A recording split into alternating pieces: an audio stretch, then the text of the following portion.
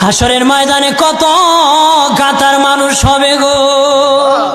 নবী বলেন আয়েশা, হাসরের ময়দানে মানুষ 120 কাতার মানুষ হবে। কয় কাতার? আয়েশা রে, হাসরের ময়দানে 120 কাতার মানুষ হবে। আয়েশা সিদ্দিকা বলেন ইয়া রাসূলুল্লাহ, ইয়া রাসূলুল্লাহ, আমি জানতে চাই আপনার রাসূলুল্লাহর উম্মত কত কাতার হবে? নবী বলেন আয়েশা, আমি রাসূলুল্লাহর উম্মত একাই 80 কাতার হবে।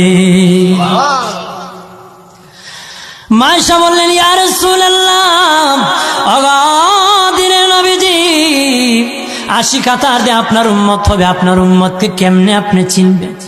নবী বলেন আয়েশা রে, আমার উম্মতকে 3টা পরিচয় আমি চিনব। 1 নম্বর পরিচয়, আমার উম্মতের কপাল থেকে নূর চমকাবে, নূর চমকাবে। নবী বলে বাবা সাহাবীরাম, অসংখ্য ঘোড়ার মধ্যে যদি কিছু চান কপাল্লা ঘোড়া হয়, এইগুলা চিনতে বড় সহজ হয়। চান কপাল্লা ঘোড়া চিনতে বড় সহজ হয়। হাসরের ময়দানে আমার 1 প্রকার উম্মত চান কপাল্লা হবে, কপাল থেকে নূর চমকাবে, নূর চমকাবে। তখন আমি বুঝতে পারবো নূর চমকেওয়ালা তারা সবাই আমি রাসূলুল্লাহর উম্মত।